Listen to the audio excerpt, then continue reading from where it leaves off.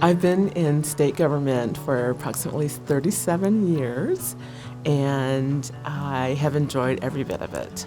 Grew up in downtown Salt Lake City, Central City area, and it was like the melting pot of Salt Lake City.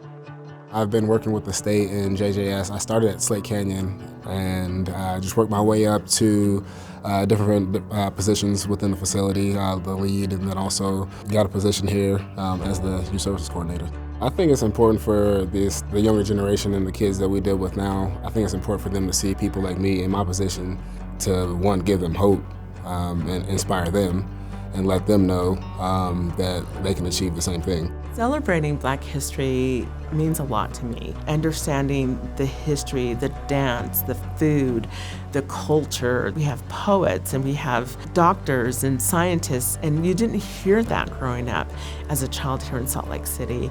And so I feel it's important for our youth to have that understanding, and not just our youth, but for everyone to have an understanding and embrace us as a culture, as well as we embrace them as a culture and their lineage. I would say the biggest influence on me would probably be Tupac, just because I grew up in that era in Vegas when he was, all about that. He could be very controversial, but he's also, very loving, very community-based, that loves his people. Individuals that have stood out to me over in time is Langston Hughes. Some of his poetry, loved it. Of course, is Martin Luther King Jr. And even now, I would say in our community current now is we have Representative Sandra Hollins, who's the first African-American woman to be a legislature. And so it just speaks volumes of what we can be if we just take the next steps in the process. We have Black History Month, which is in February, but I think both of us agree that we can't, put the achievements and the accolades of, what African Americans contributed to the country in 28 days. So I think it's super important to make sure that we're just, continuing to keep that in front of mind of, not only African Americans, but, everybody that has contributed to this great country. If you can't fly, then run. If you can't run, then walk. If you can't walk, then crawl.